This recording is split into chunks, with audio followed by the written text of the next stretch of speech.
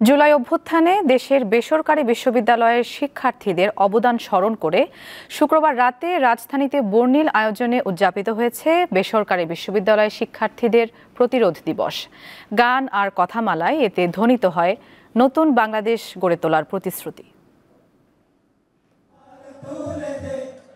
Drone শোর রঙিন আলোয় রাতের আকাশে ভেসে ওঠে জুলাই অভ্যুত্থানের খণ্ড খণ্ড স্লোগান, যেখানে রয়েছে ক্ষমতাচ্যুত শেখ হাসিনা সরকারের বিরুদ্ধে ছাত্র জনতার তীব্র ক্ষোভ ও দ্রোহ। রাজধানীর হাতিরঝিলের এমপি থিয়েটারে হাজারো দর্শক উপভোগ করেন বর্ণাঢ্য এই প্রদর্শনী।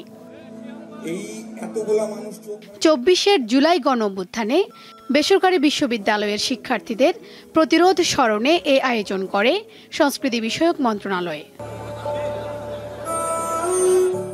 অনুষ্ঠানে বুয়েট ছাত্র আবরার ফাহাদ হত্যাকাণ্ড থেকে শুরু করে জুলাই আন্দোলনে গড়ে তোলা বেসরকারি বিশ্ববিদ্যালয়ের শিক্ষার্থীদের প্রতিরোধের উপর ভিত্তি করে ৩টি প্রামাণ্যচিত্র দেখানো হয়।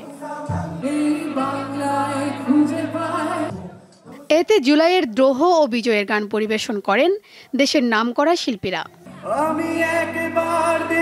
অন্তর্বর্তী সরকারের কয়েকজন উপদেষ্টা এবং শহীদ পরিবারের সদস্যদের পাশাপাশি বিশিষ্ট ব্যক্তিরা এই আয়োজনে শামিল হন। শিউলি শবনম, দীপ্ত সংবাদ, ঢাকা।